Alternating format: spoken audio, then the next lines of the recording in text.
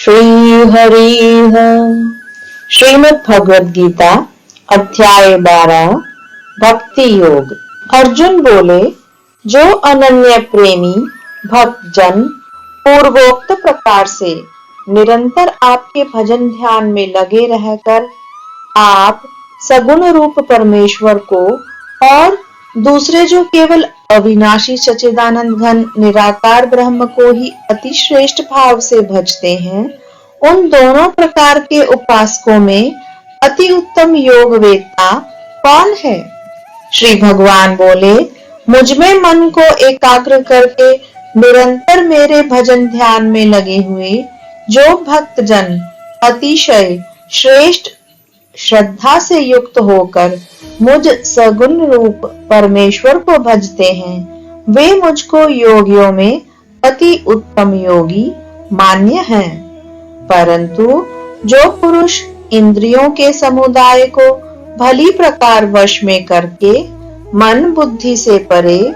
सर्वव्यापी अकथनीय स्वरूप और सदा एक रस रहने वाले नित्य अचल निराकार अविनाशी सच्चिदानंद घन ब्रह्म को निरंतर एक ही भाव से ध्यान करते हुए भजते हैं, वे संपूर्ण भूतों के हित में रत और सब में समान भाव वाले योगी मुझको ही प्राप्त होते हैं। उन सच्चिदानंद घन निराकार ब्रह्म में आसक्त चित्त वाले पुरुषों के साधन में परिश्रम विशेष है, क्योंकि देह अभिमानियों के द्वारा अव्यक्त विषयक गति दुख पूर्वक प्राप्त की जाती है। परंतु जो मेरे परायण रहने वाले भक्तजन संपूर्ण कर्मों को मुझ में अर्पण करके मुझ सगुण रूप परमेश्वर को ही अनन्य भक्ति योग से निरंतर चिंतन करते हुए भजते हैं, हे अर्जुन, उन मुझ में चित्त लगाने वाले प्रेमी भक्तों का मैं शीघ्र ही मृत्यु रूप संसार समुद्र से उद्धार करने वाला होता हूँ। मुझ में मन को लगा और मुझ में ही बुद्धि को लगा, इसके उपरांत तू मुझ में ही निवास करेगा, इसमें कुछ भी संशय नहीं है। यदि तू मन को मुझ में अचल स्थापन करने के लिए समर्थ नहीं है, तो हे अर्जुन, अभ्यास रूप योग के द्वारा मुझको प्राप्त होने के लिए इच्छा कर। यदि तू उपयुक्त अभ्यास में भी असमर्थ है, तो केवल मेरे लिए कर्म करने के ही परायण हो जा। इस प्रकार मेरे निमित्त कर्मों को करता हुआ भी मेरी प्राप्ति रूप सिद्धि को ही प्राप्त होगा। यदि मेरी प्राप्ति रूप योग के आश्रित होकर उपयुक्त साधन को करने में भी तू असमर्थ है, तो मन बुद्धि आदि पर विजय प्राप्त करने वाला होकर सब कर्मों के फल का त्याग कर। मर्म को ना जानकर किए हुए अभ्यास से ज्ञान श्रेष्ठ है।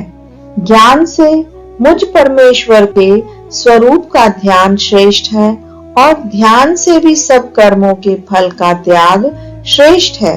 क्योंकि त्याग से तत्काल ही परम शांति होती है। जो पुरुष सब भूतों में द्वेष भाव से रहित, स्वार्थ रहित, सबका प्रेमी और हेतु रहित दयालु है, तथा ममता से रहित, अहंकार से रहित, सुख दुखों की प्राप्ति में सम और क्षमावान है, अर्थात अपराध करने वाले को भी अभय देने वाला है, तथा जो योगी निरंतर संतुष्ट है, मन इंद्रियों सहित शरीर को वश में किए हुए है और मुझ में दृढ़ निश्चय वाला है, वह मुझ में अर्पण किए हुए मन बुद्धि वाला मेरा भक्त मुझको प्रिय है, जिससे कोई भी जीव उद्वेग को प्राप्त नहीं होता, और जो स्वयं भी किसी जीव से उद्वेग को प्राप्त नहीं होता, तथा जो हर्ष अमर्ष, भय और उद्वेग आदि से रहित है, वह भक्त मुझको प्रिय है। जो पुरुष आकांक्षा से रहित, बाहर भीतर से शुद्ध, चतुर, पक्षपात से रहित और दुखों से छूटा हुआ है, वह सब आरंभों का त्यागी मेरा भक्त मुझको प्रिय है। जो न कभी हर्षित होता है, न द्वेष करता है, न शोक करता है, न कामना करता है, तथा जो शुभ और अशुभ संपूर्ण कर्मों का त्यागी है, वह भक्ति युक्त पुरुष मुझको प्रिय है। जो शत्रु मित्र में और मान अपमान में सम है, तथा सर्दी, गर्मी और सुख दुख आदि द्वंद्वों में सम है और आसक्ति से रहित है, जो निंदा स्तुति को समान समझने वाला है, मननशील और जिस किसी प्रकार से भी शरीर का निर्वाह होने में सदा ही संतुष्ट है और रहने के स्थान में ममता और आसक्ति से रहित है, वह स्थिर बुद्धि भक्तिमान पुरुष मुझको प्रिय है। परंतु जो श्रद्धा युक्त पुरुष मेरे परायण होकर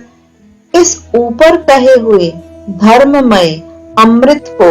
निष्काम प्रेम भाव से सेवन करते हैं, वे भक्त मुझको अतिशय प्रिय हैं। इस प्रकार